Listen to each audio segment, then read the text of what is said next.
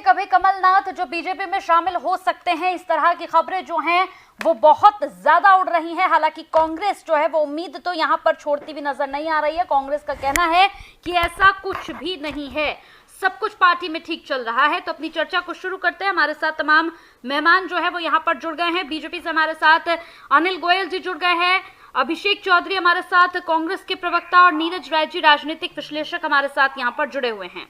सबसे बिल्कुल एक इसी से मिलता जुलता सवाल अब मैं यहाँ पर अपने बीजेपी के प्रवक्ता से करूंगी। अनिल गोयल जी, अब मेरा आपसे यहाँ पर सवाल है, मैं वही सवाल आपसे कर रही हूँ जो अभी मैं कांग्रेस से कर रही थी। मुझे लगता है कि इसका जवाब आप ज्यादा अच्छे तरीके से देंगे। आपातकाल के बाद भारतीय जनता पार्टी की जब सरकार आई थी सर, तब संजय गांधी को किसी मामले में जेल भेज दिया गया था। इंदिरा गांधी उनके लिए बड़ी चिंतित थी और उन्होंने कमलनाथ को मिलने के लिए भेजा।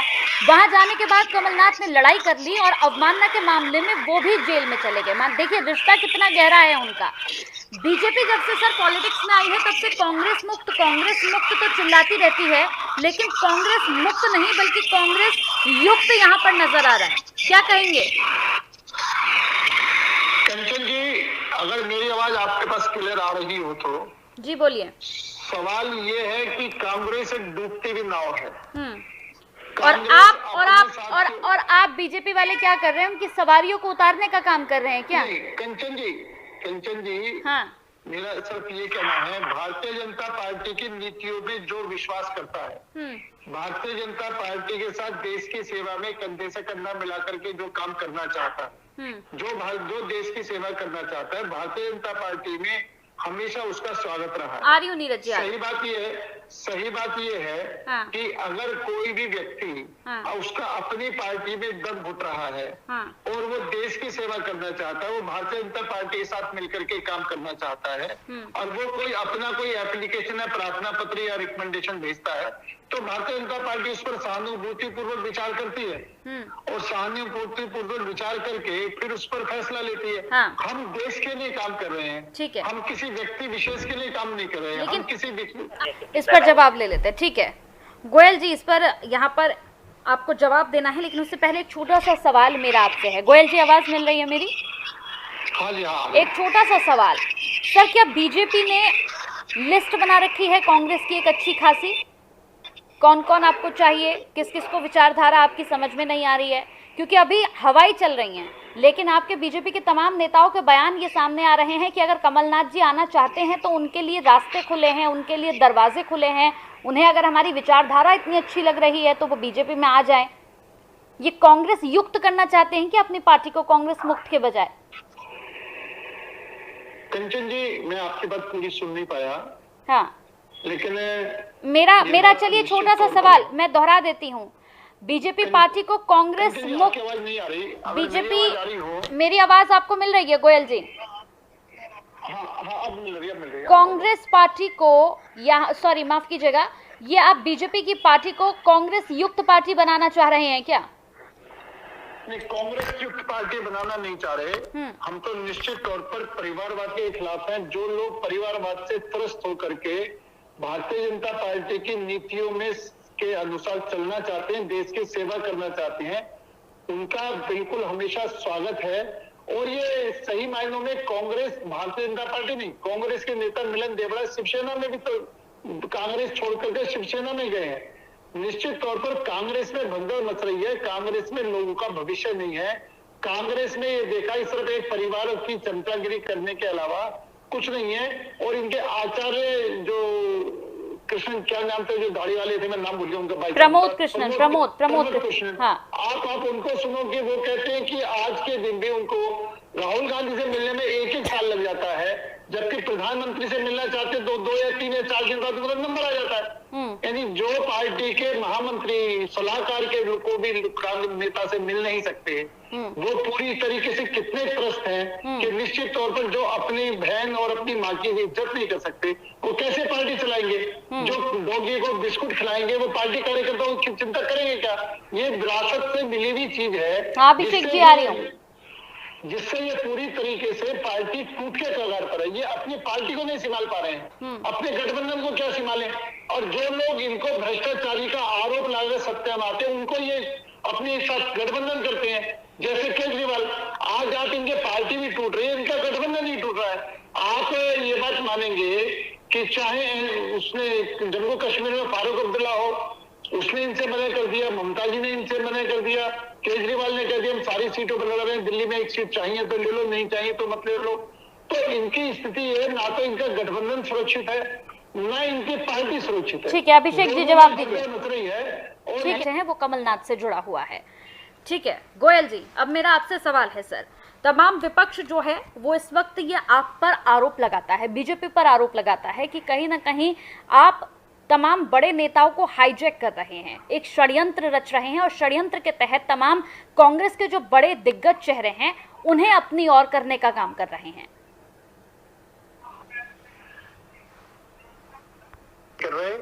हाँ, जो कांग्रेस के बड़े नेता हैं, जो कांग्रेस के गठबंधन के लोग हैं, उन सबका वहां पर दम घुट रहा है। वहां पर तो बीजेपी, अनिल गोयल जी, बीजेपी क्या ये काम कर रही है क्या, किसी का अगर दम घुट रहा है तो वो आप अपनी पार्टी में लेके उसको आप उसको चिकित्सा दे रहे हैं क्या? मतलब आप तो वही बात कर रहे हैं, अभी जब बीजेपी स्टैंड लेती है तो कांग्रेस के तमाम बड़े नेताओं पर कई तरह के आरोप लगाती है।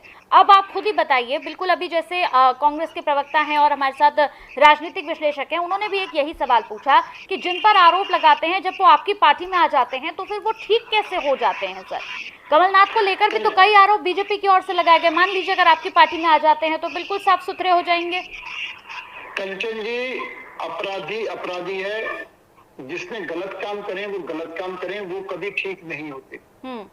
लेकिन अगर कमलनाथ जी बीजेपी में आना चाहेंगे, ये विषय अभी कमलनाथ जी के पाले में है, कमलनाथ जी अगर बीजेपी में आना चाहेंगे तो बीजेपी उन पर विचार करेगी कि उनको बीजेपी में लेना है नहीं लेना, किस तरह से लेना। विचार कैसा सर? ये तो कई बयान अभी तक सामने आ चुके हैं। सोचिए, मध्य प्रदेश के प्रदेश अध्यक्ष हैं, वो तो ये कह रहे हैं कि अगर आना चाहते हैं तो दरवाजे उनके लिए पूर्ण रूप से खुले हुए हैं। कंचन जी, दरवाजे हमारी पार्टी में सबके लिए खुले हैं जो भारतीय जनता पार्टी की नीतियों पर चलने के लिए तैयार है। हाँ। जो भारतीय जनता पार्टी के कंधे के साथ कंधे से कंधा मिला करके जनता की और देश की सेवा करने के लिए तैयार है, उसके लिए हमारे दरवाजे हमेशा खुले हुए हैं। हाँ।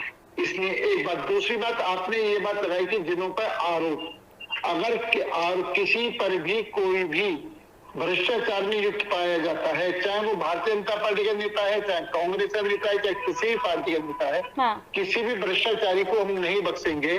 भ्रष्टाचार मुक्त भारत चाहिए, परिवारवाद मुक्त भारत चाहिए। ठीक है। आज जो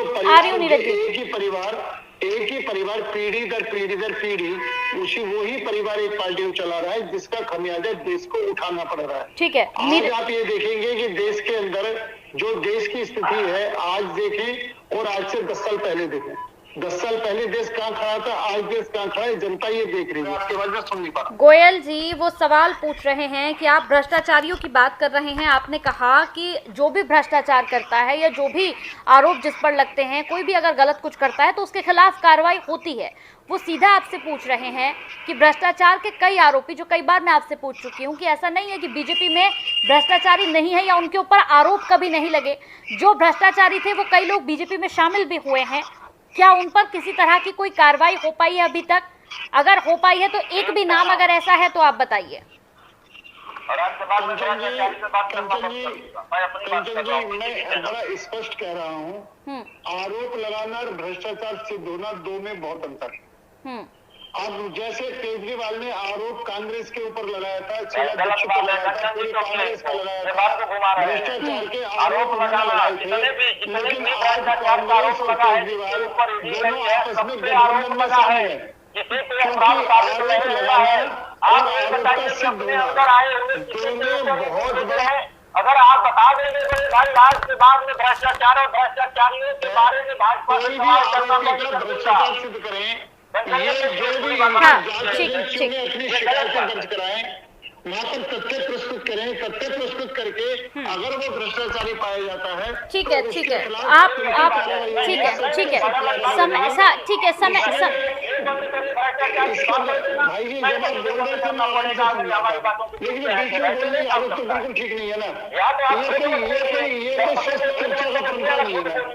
गोयल जी ठीक है, समय की कमी है सर, थोड़ा सा जल्दी समय की बात करना बंद करें। ठीक है नीरज जी, समय की कमी है, इस चर्चा को यहीं पर खत्म कर रही हूँ। बहुत बहुत शुक्रिया आप सभी लोगों का हमारे साथ जुड़ने के लिए, इस चर्चा का हिस्सा बनने के लिए बेहद शुक्रिया।